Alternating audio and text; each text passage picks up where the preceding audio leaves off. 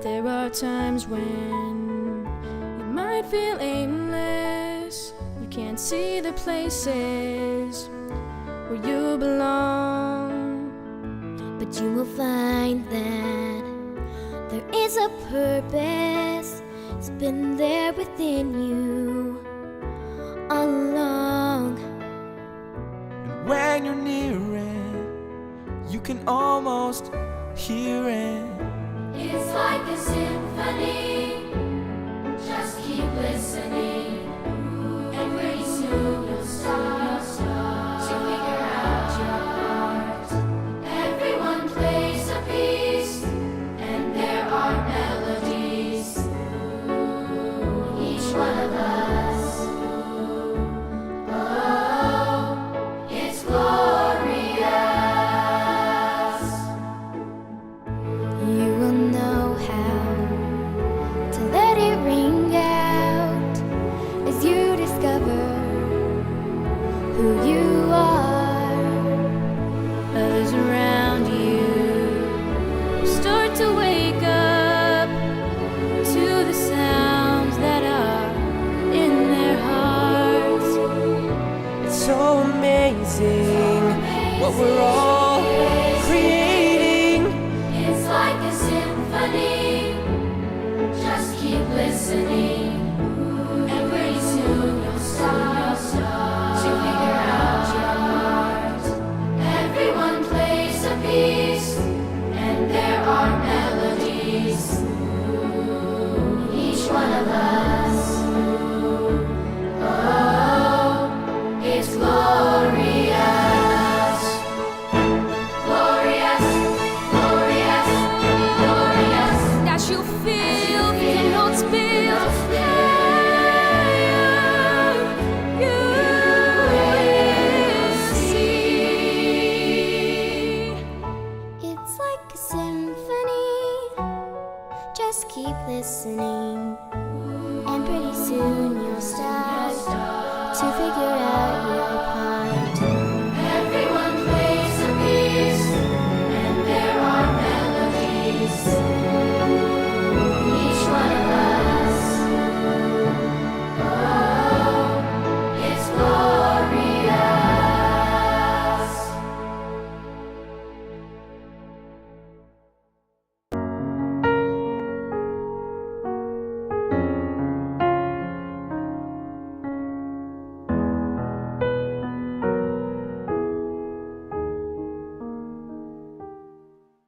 Prions.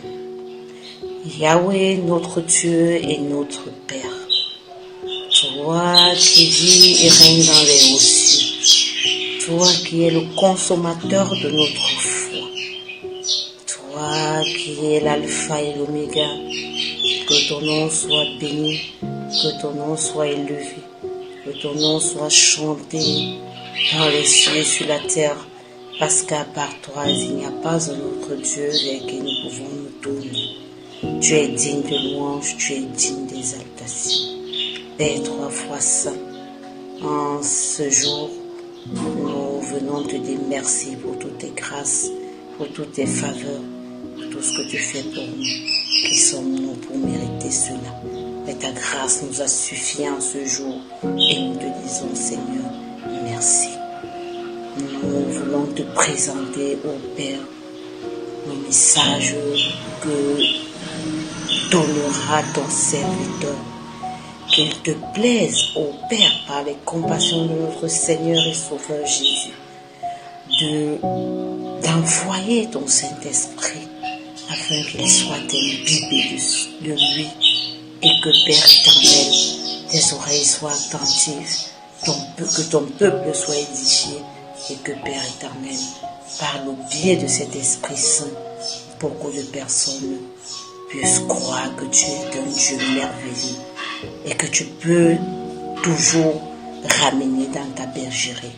Ô Père éternel, nous te prions pour ce message, qu'il impacte nos vies, qu'il impacte notre être, afin que, Père éternel, nous puissions voir, que ceux qui nous entourent puissent voir en nous des changements, que toi seul tu peux donner à notre personne. Père trois fois saint, bénis nos familles respectives et surtout pense à tous ceux qui implorent ta miséricorde au dehors, ceux qui ont soif et besoin de toi, que Père éternel, ta compassion localise chacun et que ton message continue d'être élevé partout dans les cieux et sur la terre. Merci encore pour ton amour, merci pour tes grâces. Au nom de Jésus-Christ, je t'ai prié. Amen.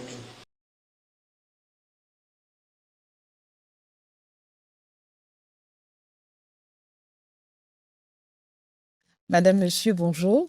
Je suis de nouveau heureuse de vous retrouver sur ce plateau où nous allons parler de la Bible dans le thème comment étudier les prophéties.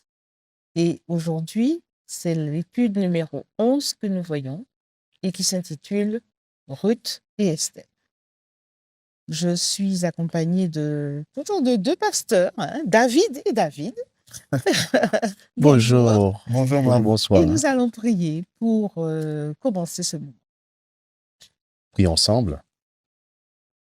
Notre Seigneur et notre Dieu, Père de toute connaissance et qui nous permet de mettre en pratique ce que nous apprenons, sois le professeur, celui qui dispense la connaissance qui nous permet de mieux comprendre ta parole. Il fait du bien à ceux qui nous écoutent et qui nous regardent. C'est dans le nom de Jésus que nous te prions. Amen. Amen. Eh bien, nous allons nous retrouver après le générique.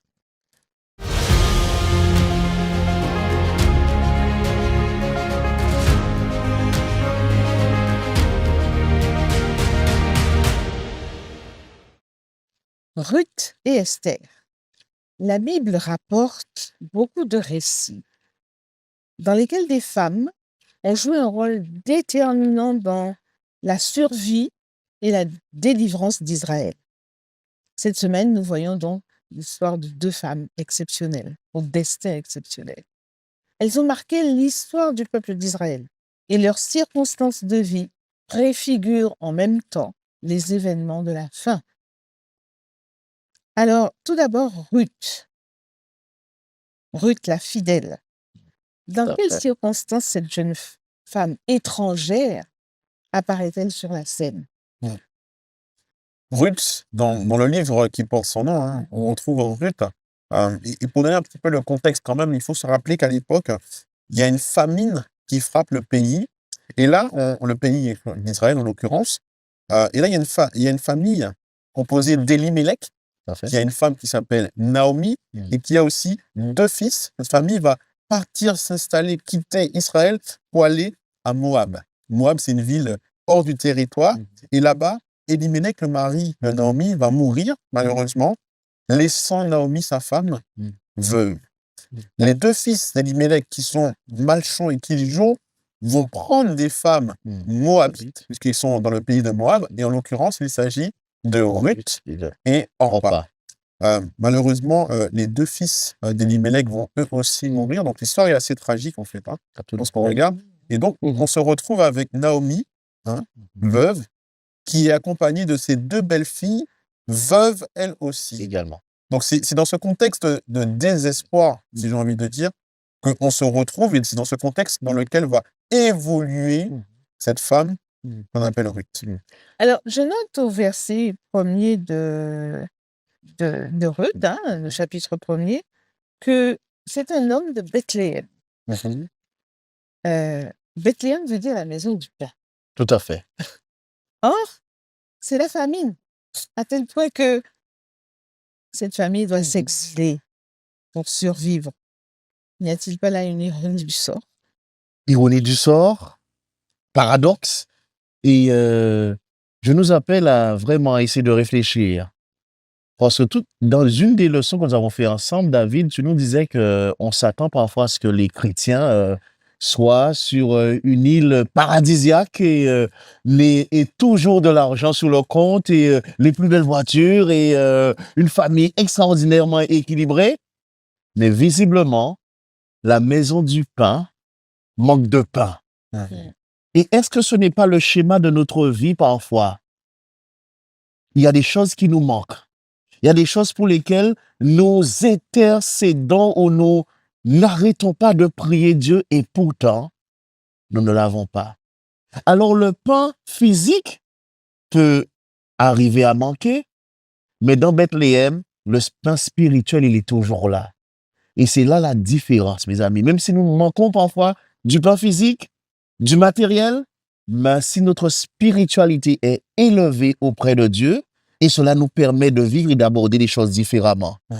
Alors peut-être qu'on peut rappeler aussi que le nom Ruth signifie en hébreu ami, compagne. Donc cela nous permet de voir la chose différemment. Et comme tu l'as noté aussi, Ruth c'est l'un des livres de la Torah dont le nom est un nom de femme, Ruth et Esther. Et au début du texte, mes amis, c'est magnifique. Le premier nom qui apparaît, vous savez c'est lequel? Elimelech. Mhm. Et Elimelech signifie Dieu est roi. Exact. Cela nous permet de pouvoir voir plus loin et d'anticiper le récit qui va avoir lieu dans ce livre. Je rebondis sur ta question, Marc, parce que c'est vraiment une ironie du sort. Mhm. On a parlé par rapport à Bethléem, la maison du pain qui connaît la famine. Mais ce qui m'interpelle aussi, c'est que Moab, c'était un pays historiquement en tension, Avec en Israël. conflit Mhm. avec Israël. Et alors que cette famille va quitter la famine pour avoir un lieu pour subvenir à leurs besoins, un lieu de subsistance, est-ce qu'ils vont trouver cette subsistance? Non, ils vont connaître la mort, l'exil, Ouais. la perte. Eux qui partent pour un avenir meilleur se retrouvent vraiment dans un détachement, dans un dénuement énorme. Et c'est dans ce contexte-là, très difficile, troublé, qui va poser la base de ce livre de Ruth, qui est un livre extrêmement riche. Ouais. Cette ironie-là, elle est Oui. la pauvreté. La précarité sociale. Et est-il nécessaire de rappeler, mes amis, que dans le contexte culturel de l'époque, une femme qui n'a pas son mari, son époux, celui qui amène le pain à la maison, celui qui est ce symbole de l'autorité, et qui en plus n'a pas ses fils, Exact. il y a une carence en identité, il y a une précarité sociale, et on a l'impression qu'il y a un acharnement du sort sur la pauvre. Alors justement, de retour en Israël, ces femmes, donc on a dit, elles sont veuves, elles sont pauvres, elles sont seules, Ouais. mais elles vont découvrir, et c'est là qu'il y a un petit sourire, hein, elles vont découvrir un homme merveilleux qui est aussi un parent, qui avait droit de rachat. Est-ce que vous pouvez expliquer en quoi consistait ce droit de rachat et comment nous pouvons, comment est-ce qu'il symbolise plutôt Christ. la suite des temps? Oui. Vas-y, David. Dans la loi d'Israël, Dieu avait prévu quelque chose d'assez magnifique pour les familles qui sont justement en difficulté, qui connaissent ces cas de figure. Tout à fait. On appelle ça le racheteur, le Goël Goël en hébreu. en hébreu. C'est justement cette possibilité qu'un membre de la famille devenait, si un membre de la famille devenait pauvre, un proche parent pouvait racheter le terrain, l'héritage de cette personne qui était devenue pauvre et qui avait dû se séparer de ses biens, par exemple, dans le but que cet héritage reste toujours dans la famille. D'accord? Ça, c'est au niveau des biens matériels. Et puis aussi, au deuxième niveau, dont on le trouve dans le livre de Deutéronome, c'est ce qu'on appelle le lévira. Qu'est-ce que c'est? C'est si un homme mourrait sans laisser de fils, donc sans laisser une descendance en l'occurrence, Ouais. un parent proche pouvait épouser la veuve pour donner une descendance au défunt afin que le nom de cette personne ne disparaisse pas. Alors, c'est quelque chose qui nous dépasse aujourd'hui, Bien hein, sûr, on bien sûr. l'entend bien, Mhm. mais c'est justement cette idée de dire, si tu es démuni, Mhm. tu peux toujours te raccrocher à quelqu'un, non seulement à Dieu premièrement, n'est-ce Tout pas, à fait. mais également dans la communauté qui pourrait justement subsister, parce que comme tu le disais, David, une femme qui n'a pas de mari Mhm. et qui n'a pas d'enfant, Mhm. j'ai envie de dire que ses chances Mhm. sont extrêmement faibles pour avoir une vie, ne serait-ce que au minimum Ouais, correcte. correct. Voilà. Mhm. Donc, avec ce droit de rachat-là, ça donne une perspective nouvelle à Ruth, et à Orpah aussi en Tout l'occurrence, à fait. pour évoluer et avoir une nouvelle vie, si je puis dire. Et est-ce qu'on peut dire là que cet homme bienveillant, hein, Mhm. Boaz, Boaz. Mhm. est-ce qu'on peut dire qu'il est le type de Christ rédempteur? Alors, c'est très intéressant ta question puisque elle nous permet de rebondir sur l'idée que, tu en parlais David, le nom, il est très important et il manifeste l'identité. On existe par le nom, ok? Fils de, ok? Et qui va transmettre les générations futures pour passer le flambeau. Alors, figure-toi, Marthe, que Boaz a une signification. Et c'est très intéressant de voir que Boaz signifie en lui est la force. Et cela nous montre que le Christ qui vient pour nous racheter par rapport à notre situation initiale fatale va nous permettre d'être réhabilités. Il a cette force, il a cette légitimité pour nous prendre de point A, où nous sommes désorientés, seuls, sans espoir, pour nous emmener à un point B où il y a l'espérance, la vie, la réalisation, l'épanouissement, espérer contre toute espérance. Et le Christ, en fait, c'est l'antitype du type qu'est Boaz d'une certaine façon, puisque le type préfigure l'antitype qu'est le Christ, et nous avons beaucoup d'images, beaucoup de clins d'œil, tu parlais tout à l'heure de clins d'œil, de Dieu dans ce livre pour nous annoncer quelque chose d'extraordinaire va venir. Pour le moment, ça va mal. Pour le moment, il faut encore serrer les dents. Il faut encore faire preuve de patience. Mais viendra le moment où le soleil va se lever, où nous aurons des jours meilleurs. Mais pour le moment, on tient bon, bon courage. J'ai envie de rebondir parce que on parle de Boaz, hein, alors Oui. que Boaz, c'est bon, alors qu'on n'en a pas parlé avant. Où il vient d'où, il sort d'où, hein? Je pose la question. Parce que Ruth est une Moabite, Tout à fait. mais elle a épousé un Israélite. Israélite. D'accord? Et donc, c'est à ce titre-là, parce que elle est veuve de Malchon qui était israélite, le fils de Naomi, c'est à ce titre-là que Boaz devient un proche parent et est donc légitime à prendre Ruth comme épouse. Et le type, tu l'as parlé, je ne vais pas le répéter, mais le type de Jésus que pourrait représenter Boaz dans ce qu'il fait en rachetant justement, en donnant une assurance, une vie nouvelle, entre guillemets, à Ruth, c'est directement ce que Jésus a fait. Lorsque la Bible dit que nous avons été rachetés à un grand prix, dans 1 Corinthiens 6, verset 20, vous avez été rachetés à un grand prix. Boaz ne se contente pas d'aimer Ruth. Aimer, c'est facile. Oui. Mais il va agir de manière à restaurer, à changer la destinée qui était frontale et malheureusement difficile pour Ruth. Et il va assumer publiquement sa responsabilité. Et ça, c'est assez magnifique. Jésus va racheter, va nous proposer le salut et va assumer publiquement cet amour qu'il a manifesté pour nous en allant jusqu'au bout, jusqu'à la croix. Et en ce type-là, on retrouve toutes les caractéristiques du Shaïl. Boaz est qualifié comme étant un Shaïl. Je ne vais pas entrer dans l'hébreu ici, mais Ruth aussi est qualifiée comme étant une femme. Shaïl, ça veut dire quelqu'un qui est vertueux, respectueux, honorable. Et les Il y a deux, de valeur. et de la valeur. Et donc, ces deux adjectifs-là qualifient tant Ruth que Boaz. Et lorsqu'on regarde la signification de cet adjectif-là, qui a de la valeur, qui est honorable, qui est respectueux, Digne. qui est digne, ça rejoint dans tout point la personne du Christ, qui ne se contente pas juste de dire Mhm. je t'aime, Mhm. mais qui va jusqu'au bout. Ouais. Car Dieu a tant aimé le monde Mhm. qu'il va agir. Il va donner son fils. Sécurisé. Oui, et au verset 6, il est intéressant parce que tu as parlé du fait que de son origine, elle va s'attacher à une nation, à un peuple Oui. qui est particulier. Et cela est porté au verset 6. Alors elle se prépara à revenir à la plaine de Moab avec ses belles-filles, car dans la plaine de Moab, elle avait appris que l'Éternel avait été attentif à son peuple en leur donnant de la nourriture. Donc, elle a déjà des éléments en termes d'information pour savoir comment le Dieu de ce peuple s'occupe de ce peuple. Et elle est touchée par cela.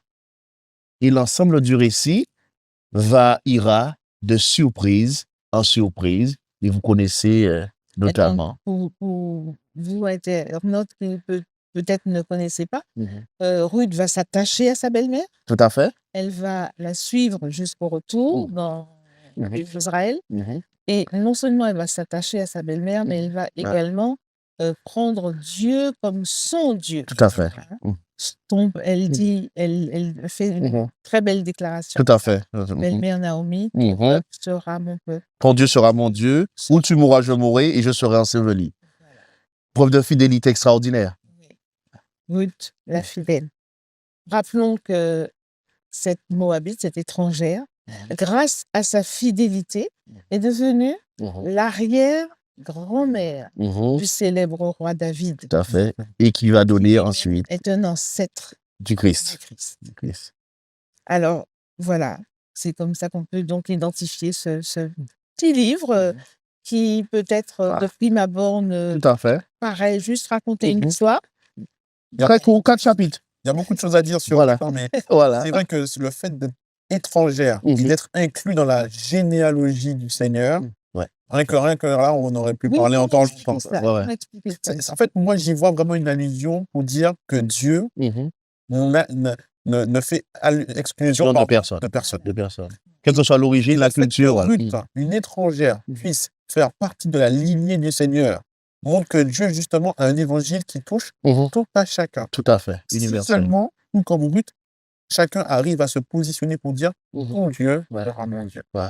J'ai entendu parler de ton Mhm. Dieu pour une position ferme. Ouais, ouais. Et je D'ailleurs, vois- il y en a, Oui. excuse-moi, Oui, vas-y. il y a une autre femme, il me semble, Tout à fait, tout à fait. qui fait partie de la généalogie de Jésus et qui était étrangère. Exactement. Absolument. Voilà. Exactement. Et Ouais. j'aime énormément cette notion d'universalité, mes amis.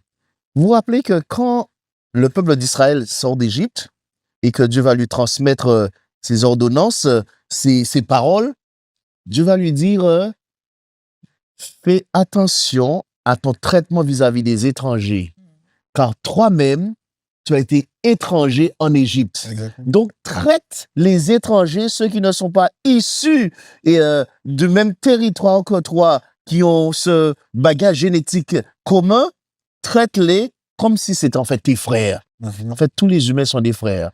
Et est-ce que ce n'est pas un appel, mes amis, à ce que les jours où nous vivons, où il y a une montée des populismes, il y a une montée de la xénophobie, où on pense que l'étranger est le responsable de tous nos maux. Parfois, cela peut s'observer, mais est-ce que le Christ ne nous appelle pas à avoir plus d'humanité, plus de compréhension Et de compassion. et de compassion? Si l'autre a fait peut-être plusieurs dizaines de milliers de kilomètres, c'est peut-être pour avoir un peu d'espoir. Et comment le traitons-nous? Merci pour ce plaidoyer. Alors, nous avons vu donc Ruth, la fidèle. Oui. Nous allons voir Esther, que je qualifie de courageuse. Alors, dans l'histoire d'Esther, Dieu utilise une superbe jeune fille qui va être élevée au rang de reine afin de sauver son peuple d'une mort programmée, un massacre même. Tout à fait. programmé. La situation du peuple juif peut être comparée à la situation du peuple de Dieu. Oui. Et nous allons voir comment et dans quelles circonstances et pourquoi. Alors, nous avons bon, Esther, certes. Il y a Aman. Est-ce que vous pouvez me parler d'Aman? Oui. à qui peut-on le comparer? Déjà, pour vous donner le contexte Oui, tout à fait, oui. littéral d'Aman, Oui. Aman, c'était un haut dignitaire, hein, qu'on se rappelle dans l'Empire perse de Tout à l'époque, fait. dans lequel évoluait Esther. Mhm. Un homme orgueilleux, avide d'honneur, parce que lorsque je lis Esther, chapitre 3, verset 5, hein, il est écrit « Aman fut rempli de fureur lorsqu'il vit que Mardochée ne fléchissait point le genou Mhm. devant lui. » En Mhm. fait, on remarque que Aman est comme obsédé par le pouvoir. Mhm. Il est rempli de haine envers le peuple de Dieu, Mhm. à juste titre. Parce que si on se souvient bien, Aman, il est qualifié comme étant Aman Mhm. l'Agagite. Je Mhm. ne vais pas rentrer dans les ce détail-là ici, mais rapidement, Agag, qui était Agag? Agag, c'était un roi Mhm. en conflit avec Saül à l'époque, Mhm. et Saül a laissé la vie sauve à Agag, alors que Dieu avait demandé de faire passer au fil de l'épée Mhm. l'enfant de l'ennemi. D'accord. Et Saül a jugé bon de laisser partir Agag. Et donc, Aman, qui est qualifié comme étant un Agagite, donc un descendant de Agag, a cette haine profonde vis-à-vis du peuple juif de l'époque. Et donc, il ne peut pas accepter que Mardochée ne se prosterne pas devant lui. Et tu as demandé à qui cela fait référence. Je laisse David continuer. Et à qui il peut faire référence? Et moi, je vais peut-être... Parce que nous sommes dans les symbolismes. hein. Tout à fait, dans les symbolismes. Et c'est tout à propos que tu nous poses cette question, Marthe, que je fasse attention de ne pas être un Aman, de faire l'introspection nécessaire. Parfois, je suis peut-être un but de moi-même. Je pense que je suis le plus beau, le plus fort, le plus intelligent, que ce sont mes opinions qui prévalent sur ceux des autres. Comment est-ce que je vais traiter les autres dans le milieu familial, avec celui avec qui je partage la vie, avec les enfants, avec les amis, avec les personnes de la communauté? Est-ce que je ne suis pas, en quelque sorte, un Aman, le vilain de l'histoire, le méchant qui se prend pour le nombril du monde? C'est une réflexion que je dois porter chaque jour pour faire attention à ce que je renvoie à l'autre. Et puis, dans une dimension prophétique, il faut aussi être clair que Aman, lorsqu'on le rapporte à l'Apocalypse, Ouais. on pense directement à cette bête de Apocalypse chapitre 13, Tout à fait. qui veut être adoré. Mhm. Et là, on retrouve les mêmes caractéristiques que Aman, hein, être Oui. adoré. Recherche Et l'adoration. qu'il va faire justement une guerre contre les fidèles. Mhm. Tout comme Aman va ne cesse Mhm. essayer de mener, Ouais. tu disais justement, un massacre, Ouais. d'aucauns pourraient dire un génocide Génocide. vis-à-vis Mhm. d'une population Mhm. de parce qu'elle est juive, en Ouais. l'occurrence. Tout à fait. Et là, je revois les mêmes caractéristiques de Apocalypse chapitre 13. Mhm. Avec ce décret, parce que Apocalypse chapitre 13 parle d'un décret aussi, un décret de mort qui sera Promulgué. posé Mhm. par rapport au peuple de Dieu. Mhm. C'est exactement ce que Aman a fait. Et qu'il va orchestrer de façon de main de maître. Exact. Et nous savons que son plan diabolique s'est retourné contre lui. Et c'est ça l'espérance. C'est ça l'espérance. Mais mes amis, c'est vrai que le but de Dieu, parce que c'est un Dieu d'amour et de justice, comme nous l'avions vu dans notre leçon, il ne veut qu'aucun ne périsse. Ouais. Et dans sa volonté, dans son action, dans son abnégation, Dieu cherche tous les jours à nous sauver. Il va utiliser ce que j'aime souvent dire, des anges terrestres, vous et moi, des anges célestes, et des anges célestes qui vont parfois prendre forme d'anges terrestres, mais tout cela pour amener l'humain à prendre conscience de qui il est et quel est son rapport. Et pour finir sur la notion de l'adoration, il y a un seul être qui est appelé à être adoré, c'est Dieu. Et toutes les créatures, la faune, la flore même, nous sommes appelés à adorer Dieu pour reconnaître qui il est et ce qu'il est. D'Apocalypse, c'est dont tu nous parlais. Et Esther, la reine Esther, quel rôle joue-t-elle enfin, dans le plan prophétique, on dirait? C'est-à-dire, elle parvient, on sait qu'elle parvient à la royauté grâce à sa beauté, mais qu'elle reste soumise au conseil de son cousin. Et quel est son rôle au point de vue prophétique? À un moment donné, dans l'histoire, Esther va Mhm. essayer de se taire, Oh. va vouloir cacher son identité, parce que rappelons-le, elle n'a pas dévoilé son identité au Non. cœur. D'accord? Et à un moment donné, elle va commencer peut-être même à se défiler. Ouais. Il y a cette parole assez forte de Mardochée que j'apprécie particulièrement. Esther 4,14. Tu peux le On va lire. le lire. Bien sûr, ouais. Oui. Si tu trouves avant, Marthe, lis-le. Alors, Moi, j'ai une autre lis, hein, version. je Vas-y. lis. Car si tu te tais maintenant, Mhm. le secours et la délivrance surgiront d'autre part pour les Juifs. Et toi et la maison de ton père, vous périrez. Et qui sait si ce n'est pas pour un temps comme celui-ci que tu es parvenu à la royauté. Exactement. En fait, parfois, je crois qu'il fallait faire preuve de silence et de sagesse. D'accord? Mais lorsque Dieu nous positionne dans des endroits particuliers, c'est pour avoir une mission particulière. Mhm.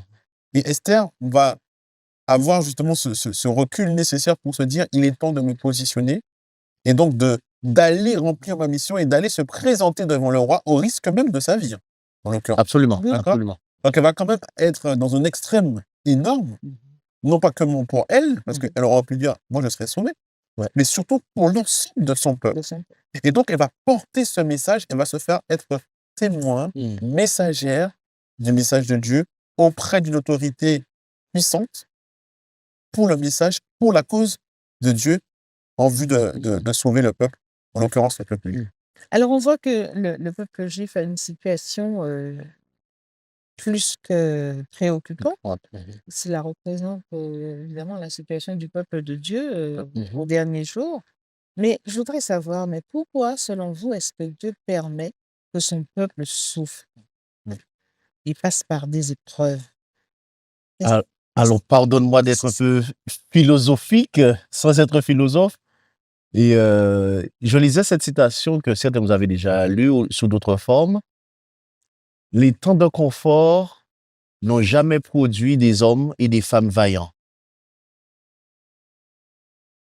Depuis la chute, nous devons en permanence être à la demande de Dieu pour que nous soyons réhabilités. Et nous constatons que nous avons besoin des épreuves, nous avons besoin des difficultés. Attention, il ne faut pas s'y méprendre. Dieu ne nous envoie pas personnellement des difficultés, mais il permet, dans sa sagesse, dans sa bienveillance, que nous puissions passer par des moments difficiles qui vont nous révéler. Le fondeur, celui qui va réaliser un métal et qui va le permettre de trouver toute sa valeur, il devra le passer au feu. L'or, pour être débarrassé de ses scories, devra, malgré lui, être passé au feu. Et le feu, que ce soit dans ce que nous avons dans nos relations les uns avec les autres, dans notre milieu professionnel, dans la communauté même aussi, nous sommes appelés parfois à nous frictionner. Et j'aimais beaucoup et cet ami qui est pasteur qui disait que, vous savez, la langue et les dents sont dans le même appartement, mais ils sont condamnés à cohabiter ensemble. Il vous est arrivé de vous mordre la langue, mais on n'a jamais dit, bon, et je ne veux plus avoir les dents parce que je n'arrive pas de me... Nous sommes appelés à être ensemble, à vivre les épreuves, mais à faire corps. Et les épreuves et les difficultés ne permettent que nous puissions nous bonifier, nous réaliser et devenir encore meilleurs. Alors, les difficultés doivent arriver, comme tu nous l'as expliqué. Mais alors, comment le croyant peut-il se préparer pour les affaires?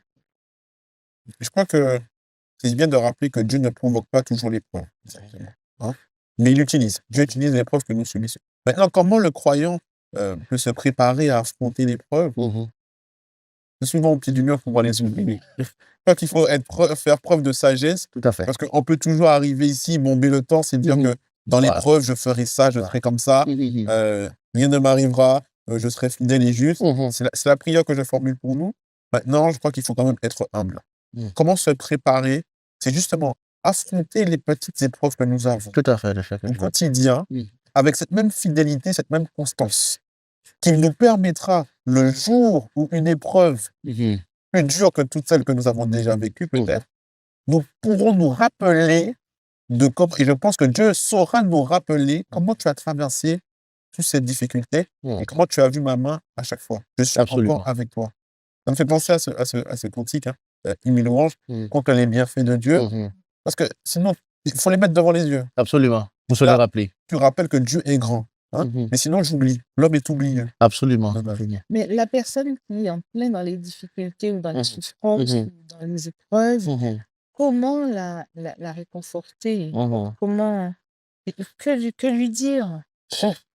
Juste une chose, hein, Pour maintenir malgré tout Mhm. l'espoir. je Mhm. pense que d'une part, il faut pleurer avec ceux qui pleurent. Mhm.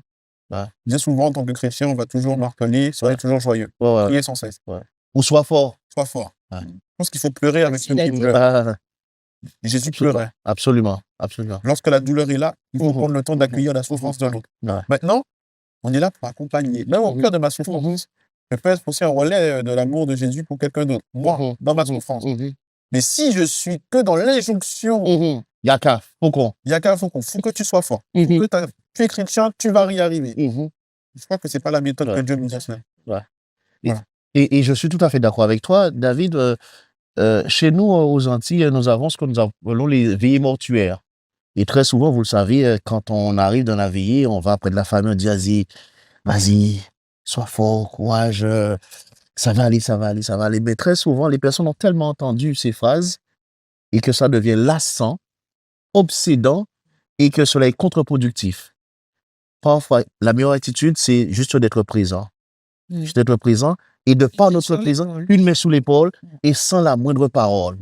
Et peut-être sans arriver à cet extrême, j'ai noté quelques éléments de point de vue pratique par rapport à comment faire face aux difficultés, comment faire face à la vie. J'ai trouvé quelques images et c'est en se nourrissant avec les bons nutriments spirituels. La base de l'alimentation du chrétien, de celui qui veut se rapprocher de Dieu, c'est la parole de vie, c'est la Bible. Lire régulièrement la Bible. Et c'est le pain, parce que Jésus est le pain de vie. Mais il faut aussi de l'eau, consommer de l'eau potable. Et j'ai illustré l'eau potable par la prière. Prier régulièrement. On a besoin, nous sommes constitués d'eau, nous avons besoin de prier en permanence. Et il faut avoir les 5 fruits et légumes que le ministère de la Santé nous présente. Les chants, notamment les psaumes. Et même si nous ne sommes pas forcément de grands chanteurs, mais Dieu peut mettre en nous des chants qui nous parlent. Et le fait de chanter, ça va nous permettre de garder cette forme spirituelle, de garder ces talents et de rester dans une bonne disposition. L'activité physique régulière. Et je l'ai associé à cultiver de bonnes pensées. Et cela me permet d'arriver à Philippiens 4, verset 8, où l'apôtre Paul nous dit, au reste, frères, que tout ce qui est vrai, tout ce qui est honorable, tout ce qui est juste, tout ce qui est pur, tout ce qui est aimable, tout ce qui est bon et soit l'approbation, ce qui est vertueux et digne de louange, soit l'objet de vos pensées. Eh bien, merci, David. J'espère, chers internautes, que vous avez noté scrupuleusement, au besoin, vous pouvez regarder, c'est à nouveau la vidéo, les conseils que donne David donc, pour faire face à ces difficultés et puis même pour réconforter. Tout à fait. Dernier mot, David. Moi, je pense que la Bible est riche et ces histoires de Ruth et Esther nous enseignent la fidélité même dans la difficulté. C'est ce que je retiens. La fidélité Fidélité. dans la difficulté. Eh bien voilà, nous terminons donc cette étude très intéressante. Si vous voulez poursuivre, aller plus loin encore, je vous rappelle que vous pouvez consulter le site monespérance.fr et si vous le désirez, recevoir une Bible gratuitement chez vous. Au revoir, chers internautes, et à bientôt.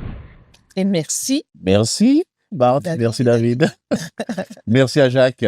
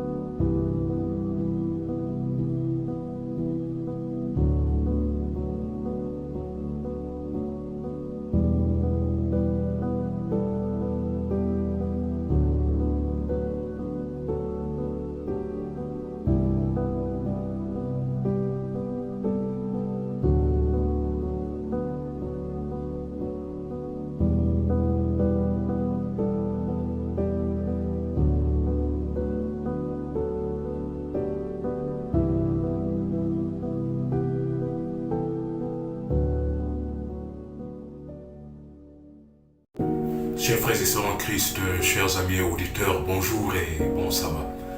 Je suis dans la joie toujours d'être présent, d'être dans la présence de l'Éternel et pour témoigner de ses bienfaits, de son amour, de son sacrifice pour moi, de son sacrifice pour vous. Et en ce sabbat, j'aimerais une fois de plus vous souhaiter une cordiale bienvenue à votre émission Espérance et vie. Le titre du sermon de ce sabbat est « Nous sommes ensemble, mais nous ne sommes pas ensemble. Nous sommes ensemble, mais nous ne sommes pas ensemble. » Prions. Saint-Esprit, nous voici devant toi, en ta présence. Nous reconnaissons nos péchés, nos manquements. Nous reconnaissons nos erreurs, Seigneur. Pardonne-nous, efface nos transgressions. Apprête nos cœurs pour le message que tu as prévu pour nous en ce saint jour de sabbat. Et permets que nous puissions être richement bénis à travers les messages que tu as prévus pour nous en ce saint jour de sabbat. Bénis ton serviteur que tu as choisi pour transmettre à ton peuple ton message. Et bénis tous ceux qui sont à l'écoute en ce moment, connectés partout dans le monde pour suivre ce message. Parce que nous t'avons demandé toutes ces grâces au précieux nom de Jésus-Christ. Amen.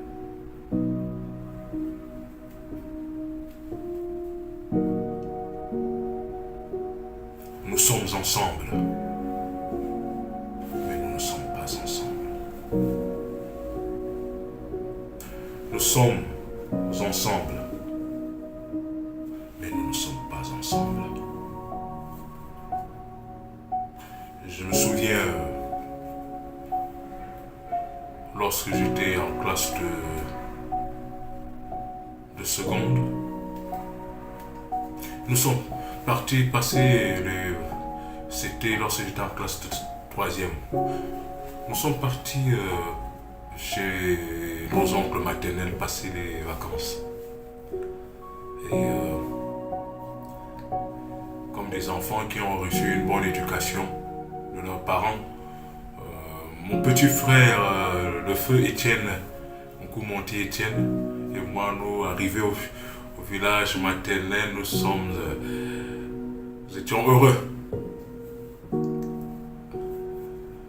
Nous étions heureux et ayant reçu une bonne éducation de nos parents. Dès que nous sommes arrivés, on salue, bonjour tantine, bonjour tonton, bonjour cousin, bonjour cousine, et on faisait un peu le tour du village pour saluer les tatas, les tontons, les autres grands-pères, les autres grands-mères. Et mon petit frère Étienne et moi, nous sommes allés saluer le cousin, l'un des cousins de ma feu-mère. Il n'était pas là, donc, mais c'est sa femme qui était là. Alors, bonjour tantine. Ah, bonjour mes enfants, comment allez-vous? Ah, oui, ça s'est bien passé le voyage? Oui, oui tantine, nous sommes venus te dire bonjour. Tonton n'est pas là, bon, on est quand même heureux de pouvoir te dire bonjour tantine, nous sommes arrivés. Elle dit, ah mes enfants, asseyez-vous, oh, vous êtes arrivés comme ça, oh, je ne savais pas, je ne pouvais pas partir comme ça sans manger quelque chose. Mes enfants, asseyez-vous, je vais vous servir de quoi manger. Des adolescents que nous étions, tout innocents, nous étions heureux que la femme de notre tonton, la femme du cousin, l'un des cousins de notre feu-mère nous offre à manger. On s'assoit, Étienne et moi. On s'assoit et la tantine était en train de préparer à la servir là. Bon, on n'était pas tellement vigilants. Bon, on est chez la tantine, la femme du tonton, la femme du cousin de maman, et on est dans la joie. Et on s'assoit et en quelques 15 minutes, elle apporte la nourriture. Mes enfants ont mangé. Et le premier réflexe, ayant reçu l'éducation chrétienne,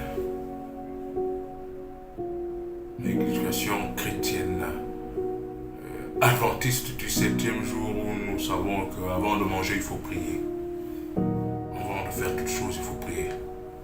Et combien de fois manger, il faut remercier le Seigneur.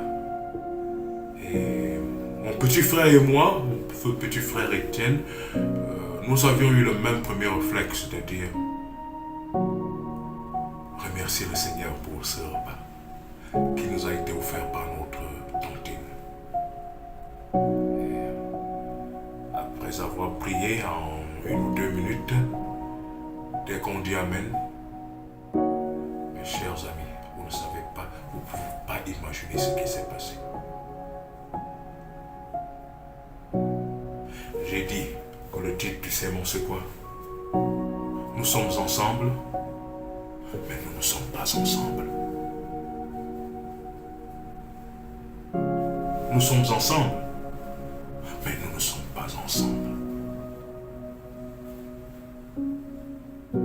Dès que mon petit frère et moi, le feu, mon comontier Étienne, et moi avions fini de prier, merci Seigneur pour ce repas des adolescents qui sont heureux et qui ont voyagé et ils sont fatigués, et une tata, une tantine, la femme d'un oncle, la femme du cousin de maman, et nous offrent un repas. Enfin d'abord nous tuent du village. Et nous sommes heureux, mais l'Esprit de Dieu nous a demandé de prier. C'était non seulement un réflexe, mais on a ressenti le besoin de prier. Et de manière innocente, sans soupçonner quoi que ce soit, nous nous sommes mis dans un terrain étranger, dans une terre étrangère, dans une maison étrangère, et ne sachant pas ce qui pourrait arriver, nous avons invoqué Dieu, nous avons invoqué le Père, nous avons invoqué Jésus-Christ, nous avons invoqué le Saint-Esprit, nous avons remercié le Seigneur pour ce repas. Nous avons dit Seigneur, sanctifie ce repas, bénis ce repas, protège-nous et bénis toute cette maison au nom de Jésus-Christ. Et dès que nous avions fini de dire au nom de Jésus-Christ et que mon petit frère et moi avons ouvert les yeux,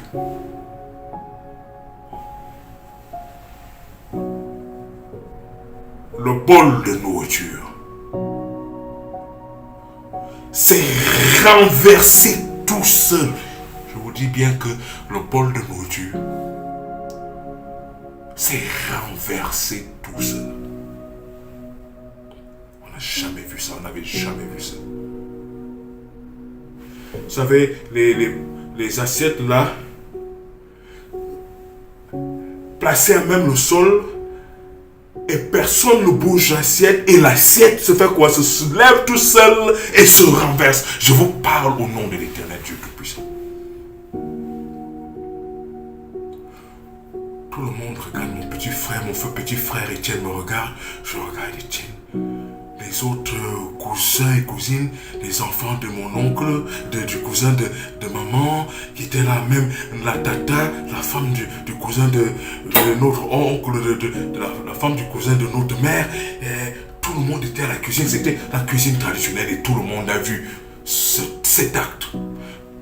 Une main invisible qui a soulevé l'assiette et a renversé l'assiette. Je dis le titre du sermon c'est quoi? Nous sommes ensemble, mais nous ne sommes pas ensemble.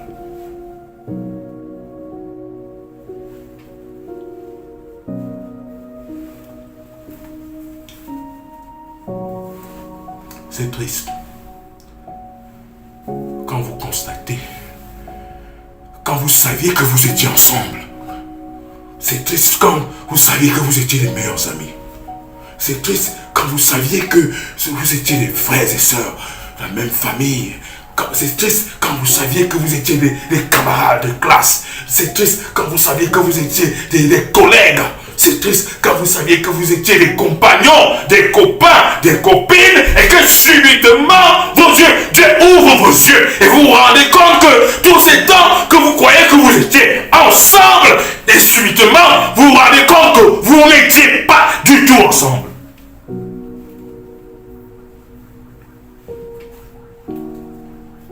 Nous sommes ensemble, mais nous ne sommes pas ensemble.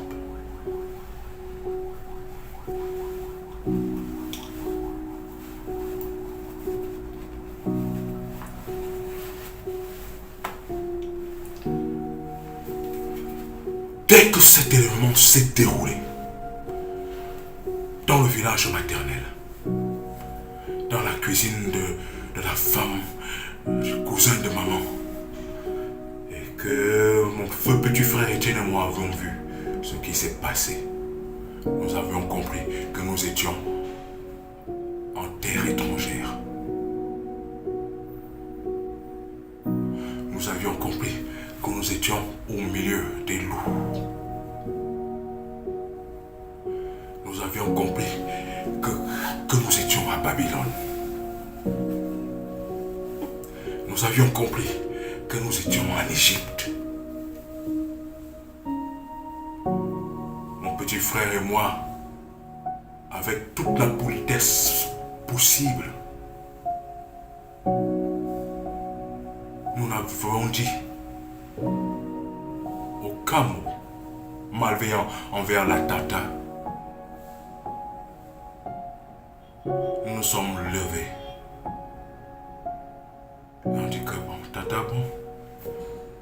malheureusement, la nourriture s'est versée. Et on ne sait pas, on a bien voulu manger, mais tata, bon. C'est que je ne comprends pas. Mes enfants ne comprennent pas ce qui arrive. Comment est-ce que le verre, l'assiette s'est renversée? Laissez-moi. Et malgré le fait que l'ange de l'Éternel avait décidé de verser ce repas à terre, la tata n'était pas fatiguée, n'était pas découragée, elle n'était pas choquée, elle s'est dirigée encore vers la marmite spéciale pour essayer encore de nous donner un deuxième tour, malgré que l'ange de l'Éternel avait renversé sur cette nourriture. Nous nous sommes dit que non, tata. Non, merci, ne te gêne pas, tata. La grand-mère a préparé à la maison. Nous allons manger. C'est comme ça que nous sommes sortis tranquillement. Dans la politesse, sauver nos vies. À partir de ce jour, c'est là que j'avais compris que nous sommes ensemble, mais nous ne sommes pas ensemble.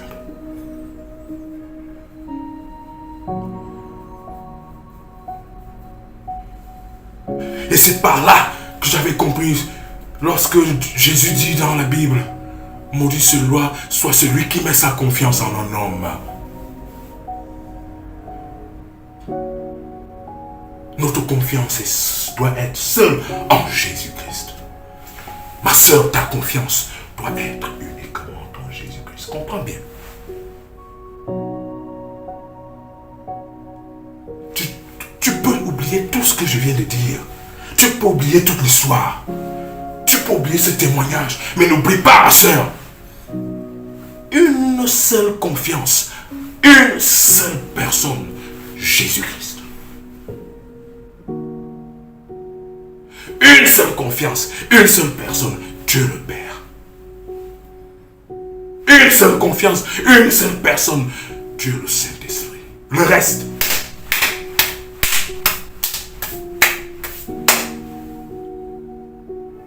Nous sommes ensemble, mais nous ne sommes pas ensemble. Mais nous ne sommes pas ensemble.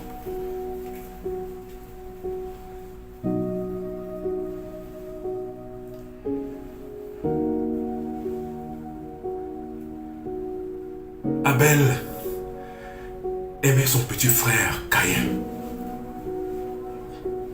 Ils sont nés, ils ont grandi ensemble et 2 enfants de nos tout premiers parents. Et je peux imaginer Abel heureux d'être dans la présence de son frère aîné, Caïn. Heureux de voir son frère. Heureux de vivre avec son frère.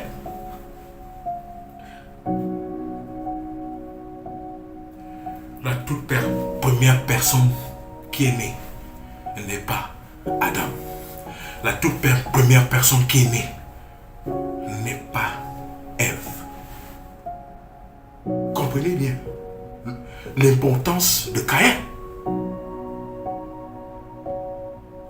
Adam n'est pas la première personne née.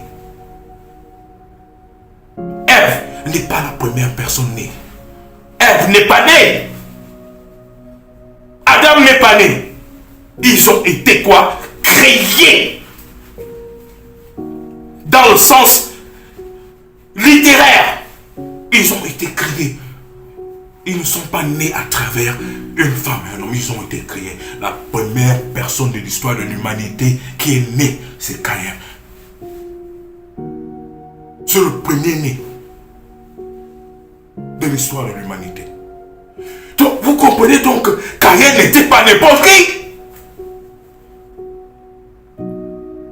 Le simple fait d'être né, le tout premier né, la toute première expérience de naissance, c'est Caïn. Caïn était donc en réalité un joyau, un événement heureux, un témoignage de la puissance de Dieu, de la gloire de Dieu, le tout premier à être né. Donc vous pouvez imaginer la joie d'Abel. Il est la deuxième personne née, mais la toute première personne née, c'est Caïn.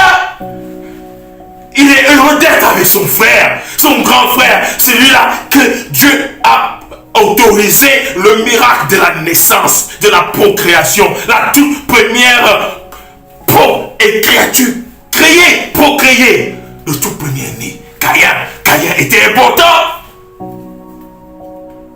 Imaginez donc la joie d'Abel d'être toujours en compagnie de son grand frère Caïn. Heureux d'être avec Caïn. Voici mon grand frère bien-aimé, mon grand frère que j'aime, mon grand frère que j'aime voir, mon grand frère, j'aime mon grand frère. Comme certains d'entre nous, nous aimons nos frères aînés, nous aimons nos grandes sœurs. Cet amour d'Abel envers Caïn était immense. Imaginez. Vous connaissez l'histoire. Quel choc était celui de l'Abel lorsque voyant son frère qu'il aime tant soulever la main pour le tuer.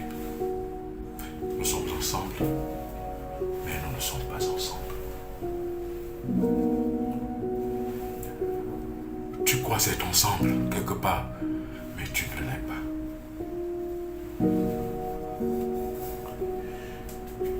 Tu crois être ensemble avec ton mari, mais il est probable que tu ne l'es pas. Tu crois être ensemble avec ton épouse, mais il est probable que tu ne l'es pas.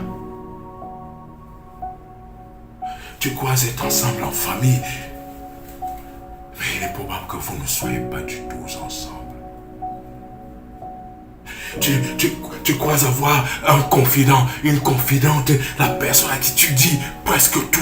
Et tu as l'affirmation que c'est ta meilleure personne, ton confident, ton amour naturel. Tu sais que personne, les autres peuvent te lâcher en cours de chemin, mais cette personne ne peut pas. Parfois, ce sont même ces personnes-là qui sont les premières à prouver que nous ne sommes pas ensemble, que vous n'êtes pas ensemble. Le titre du sermon, c'est quoi?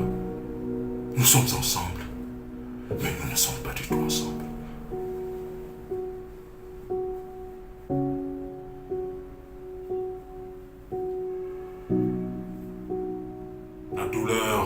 Joseph, lorsqu'il voyage, pour aller donner la nourriture à ses frères, la nourriture que Jacob a envoyée pour qu'il donne à ses frères qui étaient en pâturage, garder le troupeau de leur père.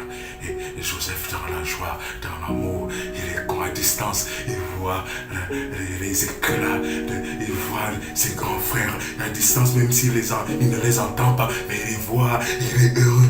Je me voici, enfin, j'arrive chez mes grands frères, je suis heureux de voir mes frères. Et Joseph est dans la joie d'un innocent. Il croyait qu'ils étaient ensemble. Il savait qu'ils étaient ensemble, en famille, ses grands frères aimés. Il fait des kilomètres pour aller apporter le repas à ses frères. Il est dans la joie. Il savait qu'ils étaient ensemble. Mais arrivé, il a été choqué de constater qu'ils n'étaient pas ensemble. Lorsque ses frères l'ont pris et l'ont jeté dans le trou, dans la fosse, dans la citerne. Et pour le vendre, Joseph était choqué. Il croyait qu'ils étaient ensemble. Mais il s'est rendu compte qu'il n'était pas du tout ensemble. As-tu déjà eu cette expérience où tu savais que tu étais ensemble avec une personne de confiance, des amis de confiance, des frères de confiance, des sœurs de confiance, et subitement, tu te rends compte que tu étais en terre étrangère, que tu étais à Babylone, que tu étais en Égypte, que tu étais avec des loups.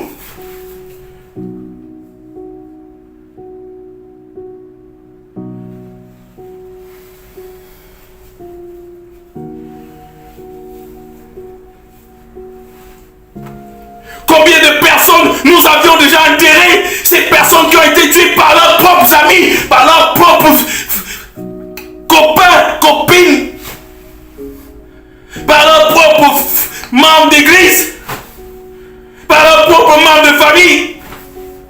Combien de personnes avons été enterrées, qui ont été tuées par leurs bien-aimés?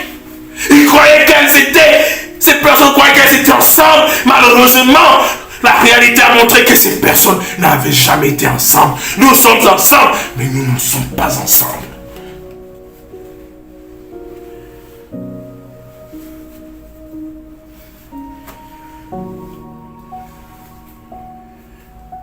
Mets ta confiance en Dieu, ma soeur. Mets ta confiance en Dieu, mon frère. Car la seule personne qui ne te lâche jamais et qui ne te lâchera jamais, c'est Jésus.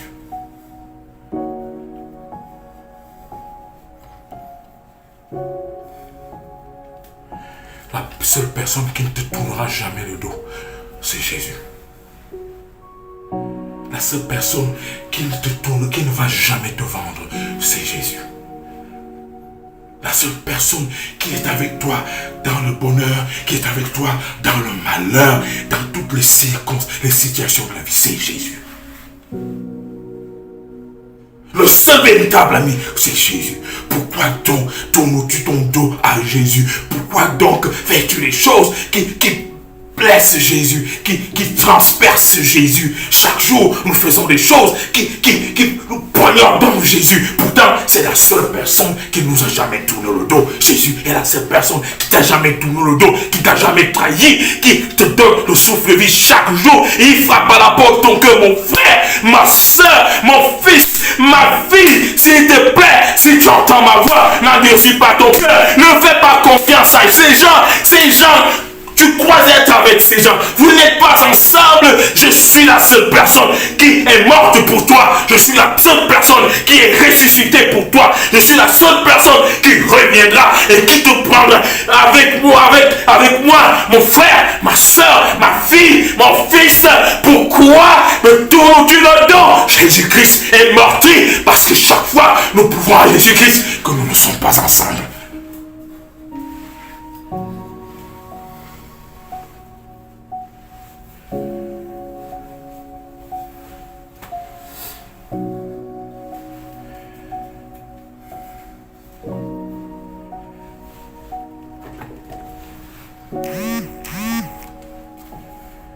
Dans Matthieu, chapitre 13. Dans Matthieu chapitre 13, à partir du verset 47. Vous êtes avec moi?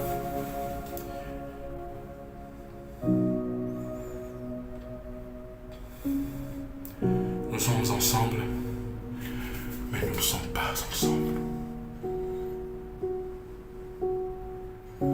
Et c'est Jésus-Christ qui, au dernier jour, va aussi le faire.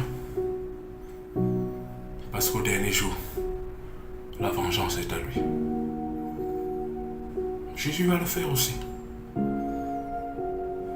Et comment est-ce qu'il va aussi le faire? Puisque durant vos vies, vous avez prouvé à Jésus que vous n'êtes pas ensemble. Lui aussi. Lorsqu'il reviendra en vainqueur, voici ce qui va se passer. Dans Matthieu, chapitre 13, à partir du verset 47 jusqu'au verset 50. Je lis. Le royaume des cieux est encore semblable à un filet jeté dans la mer et ramassant des poissons de toute espèce. Quand il est rempli, les pêcheurs le tirent et après s'être assis sur le rivage, ils mettent dans des vases ce qui est bon et ils jettent ce qui est mauvais. Suivez cette parabole. Il en sera de même à la fin du monde. Les anges viendront séparer les méchants d'avec les justes. Et ils les jetteront dans la fournaise ardente. Ils jetteront les méchants. Dans la fournaise ardente. Où il y aura des pleurs et des grincements de dents. Alléluia.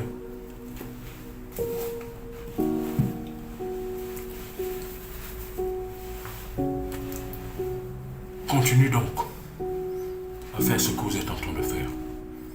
Continuez. Continuez à vivre une vie d'hypocrite.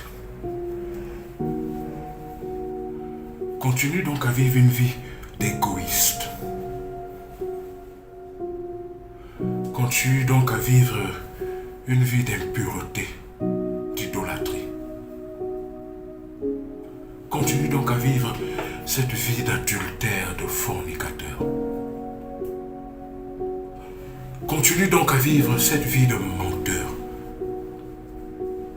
de calomniateur. Continue donc à vivre cette vie de meurtrier, de sorcier. Continue donc à poignarder le dos, poignarder le dos de ceux qui te font du bien. Continue donc à renier Dieu, mais au dernier jour. Comme dans ton vivant, tu as démontré à Jésus-Christ que vous n'êtes pas ensemble. Au dernier jour, Christ viendra aussi faire quoi? Il va te dire, tu as fait la preuve que nous ne sommes pas ensemble. Non, nous ne sommes pas ensemble. Les méchants seront jetés au feu. Les justes vivront éternellement avec le Christ. Où es-tu? Et où seras-tu? Mais pour toi, mon frère, toi, ma soeur qui craint Dieu, même si tu as été meurtri, tu as eu le cœur brisé de constater que tu croyais que tu étais ensemble avec des gens et que tu as été choqué de constater que vous n'étiez pas ensemble. Que les amis avec qui tu avais confiance t'ont prouvé que vous n'étiez pas ensemble et vous ont vendu, t'ont poignardé, t'ont déçu et t'ont fait du mal. Lève les yeux vers le ciel, le secours te vient de l'éternel Dieu qui a fait les cieux de la terre. Dieu est avec toi. Vous êtes ensemble. Dieu est avec nous. Nous sommes ensemble. Jamais il ne nous abandonnera. Car quand Dieu est ensemble avec quelqu'un, il est ensemble pour la vie.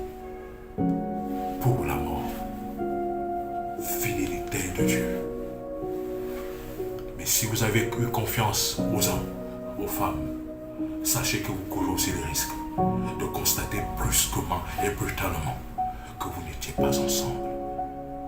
Ceux-là même qui iraient avec vous sont ces mêmes personnes qui veulent vous tuer. Comme le cas de mon petit frère Étienne et moi. Nous étions chez la tata croyant que nous étions en famille, mais ne sachant pas que cet homme souriait des lèvres, riait des lèvres, mais voulait nous tuer. Il a mis le poison dans la nourriture pour finir avec nous. Mais l'ange de l'Éternel qui campe autour de nous s'est manifesté, a bouti ce repas, renverser ce repas. Nous avions vu une assiette se renverser toute seule. L'assiette ne s'est pas renversée toute seule. C'est la main invisible de l'ange de l'Éternel qui a bouté ce repas. Que l'ange de l'Éternel botte les repas empoisonnés de vos vies. Que l'ange de l'Éternel botte les plans empoisonnés de vos vies. Que l'ange de l'Éternel botte les programmes de mort de vos vies.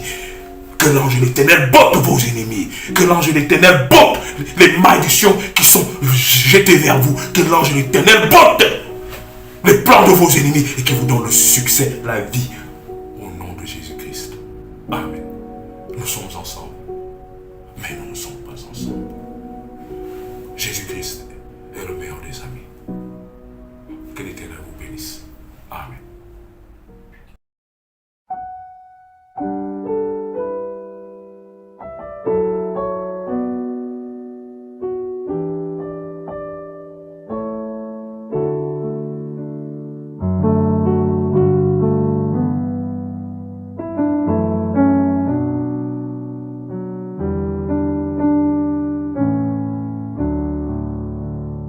My faith has found a resting place, not in a man-made creed. I trust the ever-living one, that He for me will plead. I need no other evidence. I need no other plea. It is enough that Jesus died and rose again for me.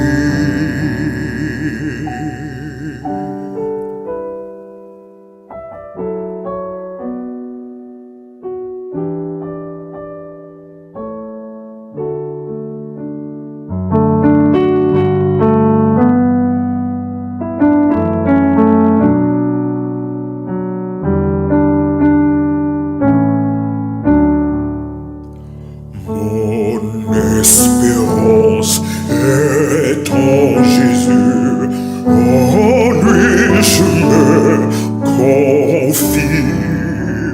Jour après jour, il me rassure, son amour me conduit. Il me relève quand je tombe, il m'aime toujours. Nul n'est semblable à mon sauveur, quel merveilleux amour.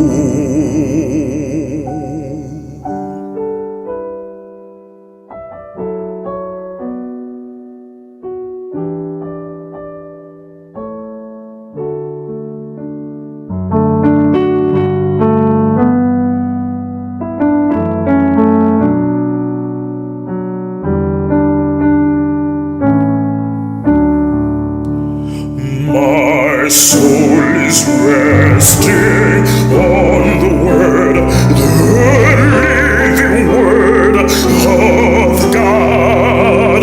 Salvation in my Savior's name, salvation through His blood. I need no other evidence.